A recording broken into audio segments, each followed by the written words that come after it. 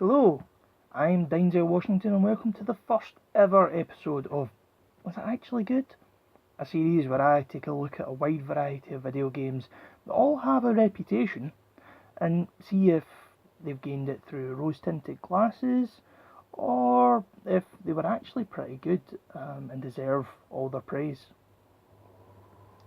So for the inaugural episode, I felt deserved a topic that fit the pomp and circumstance.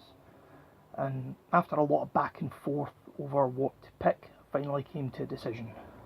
And lo, I've decided to start with Resident Evil 4. Resident Evil 4. Oh, and there will be spoilers. You have been warned. Resident Evil 4 is a game that has been released on pretty much every platform that has existed since it was released in 2005 and has sold almost 6 million copies worldwide in that time. It is widely believed to be the best Resident Evil game to ever be made, gaining an almost perfect score from review sites such as IGN. But is it? Resident Evil 4 was the first game in the series to take the camera and put it behind the character instead of having static cameras that give very specific views to the player. It made many other changes to the format of the game and was quite honestly a breath of fresh air. Along with the camera change, there was the implementation of checkpoints, which were a lot more forgiving than fans were used to in the series. There were loot drops from enemies, which gave money or ammo or other items for the player to use. They also introduced QuickTime events, a plague that could be laid at their feet for bringing it into mainstream games. There was also my favourite addition to the series, the Merchant.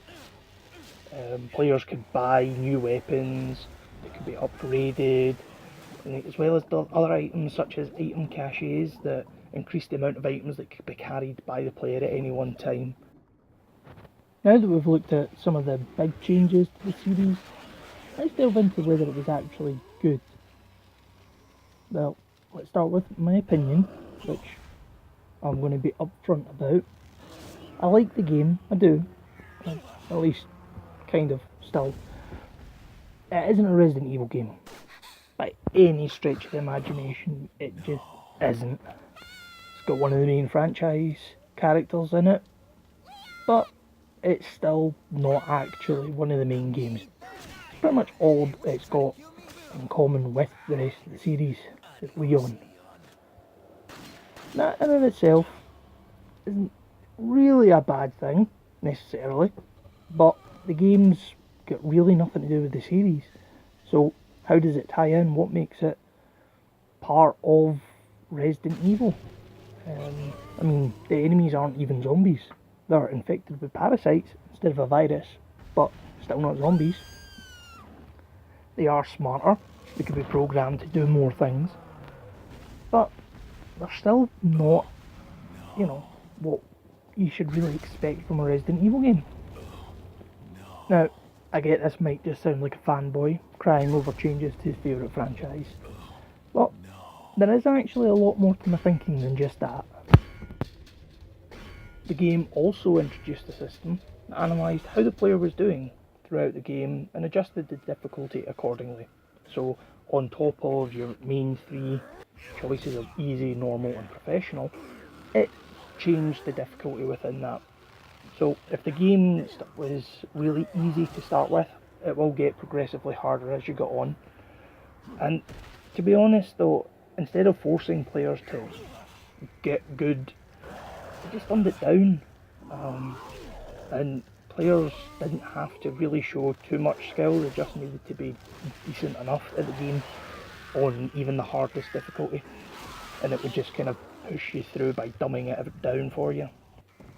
And it led to a pretty strange experience, and I can understand why it would be frustrating for players, especially if you're playing it on easy mode and all of a sudden the enemies are just as hard as they would be on one of the other two difficulties, just because you happen to be good at the game. The creators also added characters that we're supposed to care about as players, but they're only in screen for maybe 4 or 5 different scenes.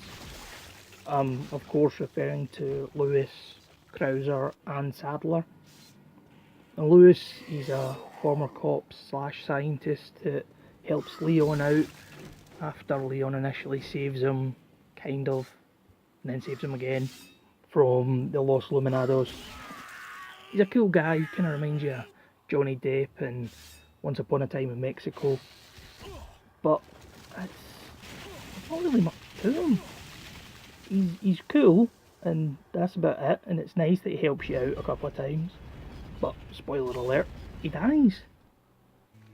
And Leon acts like it's his best friend since childhood that's just been, you know, murdered in front of him, and it's like, I'm supposed to be saddened by Lewis dying, and I guess to an extent but at the same time, he's only really had 2 scenes of any kind of consequence before that moment. There's even a scene that takes place a couple of chapters before he dies that really it's not needed. If it wasn't in the game, it wouldn't have an impact positively or negatively to the rest of the game. So it just comes across really heavy-handed that Leon's like near tears, and then all of a sudden he just kind of moves on. It's like, oh, okay, he's dead. But I was so sad a second ago, but right, he's dead. And then doesn't really bring it up, doesn't even tell Ashley, the president's daughter, who's also had experiences with Lewis throughout the game, doesn't bother telling her anything about it either. It just kind of brushed under the rug. Then you've got Jack Krauser. He's a badass enemy, make no mistakes about it. He even has one of the best fights I have ever had the pleasure to play through. Even if it is just QTEs, which I hate, the fight is just that well done. That said, he's supposed to be this kind of notable part of Leon's past. We've never heard of him before. There's no hint beforehand that he's going to be in it, and it's going to be of consequence to Leon.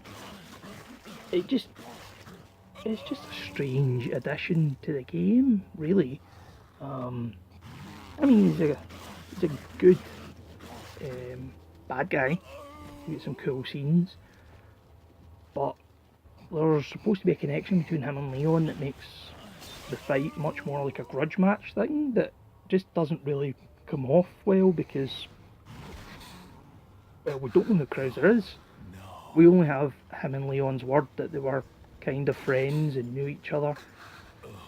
But it's, as I said, he's a cool bad guy. I have no problem with him being in the game. It just, they keep tacking things on to try and make people more relevant than just a bad guy that stole the president's daughter. Yeah. But I have to say, the biggest perpetrator of having absolutely no place in the game, while supposedly being relevant to the whole thing, is Osmond Sadler. He's the leader of the Los Illuminados, the big bad guy of the game, and I'm not entirely sure, but I think it could be argued that he might have just less screen time than Krauser. He's got a plan for world domination, because of course he does. He's practically a Bond villain, but his plan's foiled in true 1980s action movie fashion by a guy who's literally just been dropped into a weird and wacky situation that he's in no way prepared for, and just kind of flies by the seat of his pants. Yeah, so this plan that's taken years to put together is just foiled for no real reason at all. He just kind of, yeah. To make it all worse is the boss before him in the game, Ramon Salazar, is infinitely more interesting. He's this tiny little Castellan of the region. He's rich, he's powerful. He's used his power to get all the local inhabitants infected with the parasites.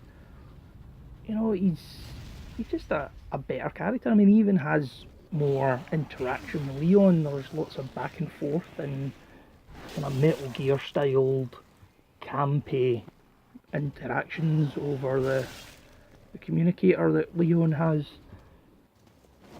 And to be honest, it comes across a bit like the developers introduced them and they were like, yeah, this is fun. They started to flesh him out, really kind of get into it. And then the guy in charge was like, by the way, don't forget, you're going to have to wrap this guy up soon so we can get to Sadler. And they were like, oh, crap. So then they just kind of try and cut him off and then shoehorn Sadler in so he seems less irrelevant than he already does or that he did in the final game. To be completely honest, the game would probably have been better if once they realised Salazar was the better enemy, they just kind of cut Sadler and replaced him in earlier scenes that he was in with Salazar. It'd make more sense, it would be better. Just all round, it was just a silly decision to keep Sadler in it. He does nothing except kind of stand there like an evil religious dude. That's kind of it. So, in conclusion, to be honest, I do think it is a good game.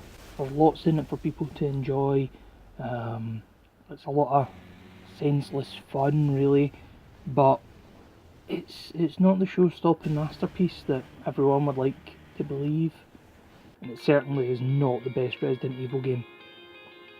Hell, I don't even think it's the best action horror Resident Evil game, that being 5 of course. But that is just my opinion. I'd love to know what you people think. Comment below with your thoughts and opinions on the series, just on my opinion, you know. I'd like to get a bit of a conversation going. I really would like to know what you all think. So, I've been Denzel Washington and this has been Is That Actually Good? See you next time.